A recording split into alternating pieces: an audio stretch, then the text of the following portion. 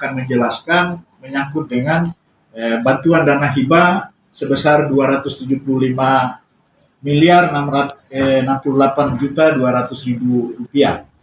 Nah, bantuan dana hibah ini yang diberikan dengan deadline waktu sampai dengan tanggal 3 September 2021 sudah diperpanjang sampai dengan tanggal 3 September 2022. Jadi sudah diperpanjang 1 tahun.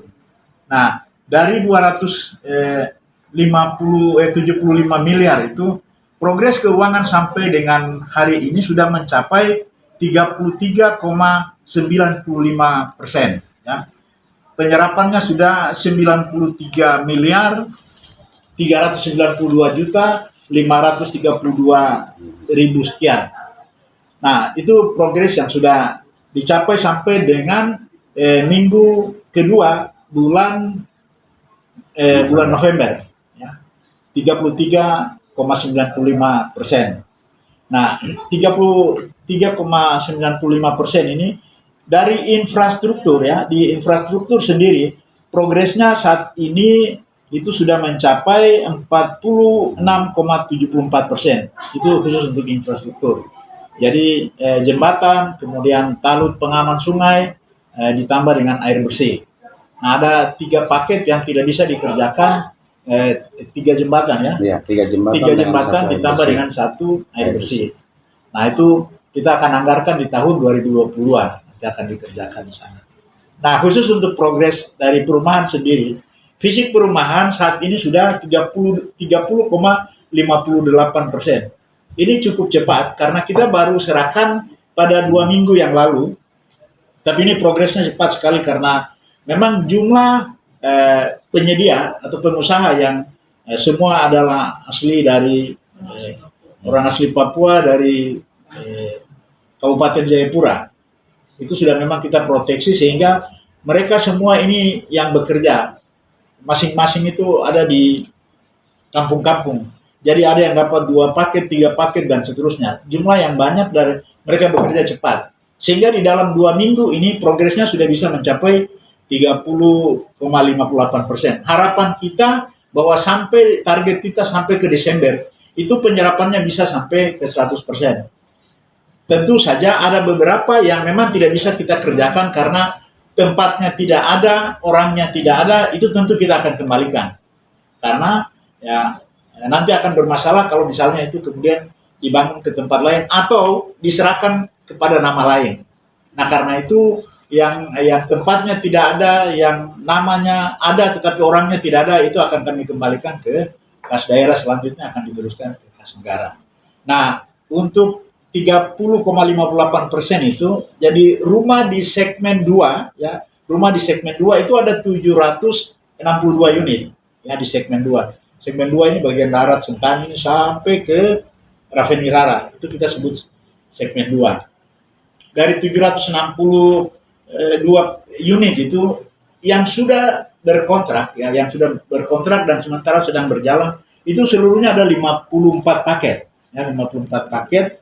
Nah, dari 54 paket itu baru ditagih 30%. Semuanya sudah melakukan penagihan 30%, sehingga yang 54 paket ini dana yang terserap baru mencapai 6.444.618.900 rupiah. Jadi sekitar 6 miliar lebih yang sudah terserap. Jadi 6,7%. Kemudian untuk segmen 2, segmen 3 itu ada 1.454 unit. Itu seluruh Danau Sentani. Jadi dari timur sampai ke barat. Ya. Di 1.454 unit yang sudah berkontrak itu ada 157 paket, ya, 157 paket. Nah, jumlah paket ini mereka sudah lakukan penagihan 30%, ya, 30% itu sebesar 19 miliar. Jadi 19 sekian miliar yang sudah dilakukan, sehingga itu sudah 20,6%, ya, keuangan yang sudah.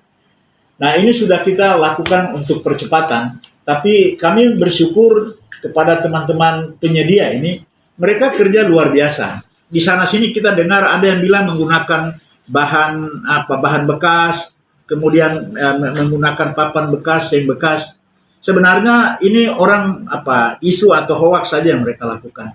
Kami sudah tegaskan bahwa semua pekerjaan yang dilakukan itu karena tipikalnya berbeda-beda, kerusakannya berbeda-beda, ukuran rumah juga berbeda-beda. Karena itu segera berkomunikasi dengan pemilik rumah bagian mana yang hendak kita perbaiki. Dengan begitu nanti akan diberikan petunjuk. Karena nilai 50 juta itu kita kurangi dengan perhitungan pajak, ya.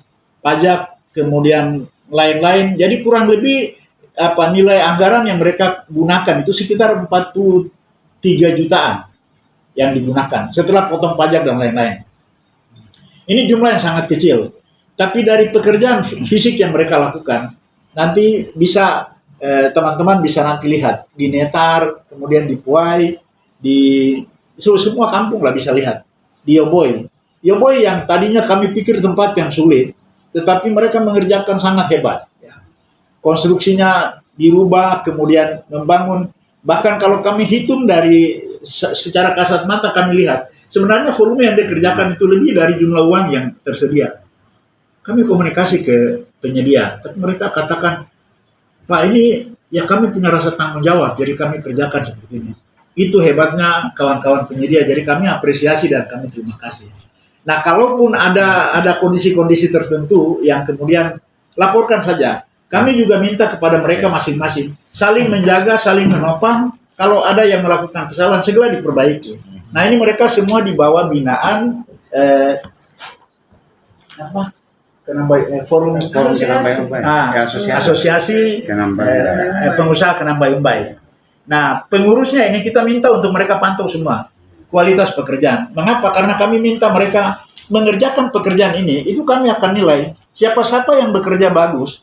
Tentu saja nanti kita akan daftarkan mereka di Kabupaten Jayapura untuk next time. Ada kegiatan-kegiatan, ini kami prioritaskan. Karena kualitas kerja mereka bagus, tentu saja nanti di tahun 2022 kami akan usulkan untuk mengikuti pembinaan konstruksi dari Kementerian PUPR. Karena itu kita ingin membina teman-teman pengusaha asli Papua ini harus betul-betul bekerja supaya kita harus tinggalkan image bahwa kenapa orang lain saja yang datang kerja kami diabaikan. Nah, sekarang waktunya untuk mereka menunjukkan kualitas. Kalau bekerja bagus, yang bagus kita akan tingkatkan kualitas kerja mereka. Yang kurang bagus tentu kita akan bina. Tetapi dengan catatan bahwa harus memperbaiki terutama kualitas pribadi masing-masing. Bagaimana mengelola manajemen keuangan, bagaimana menata dan seterusnya. Itu yang penting untuk kita lakukan.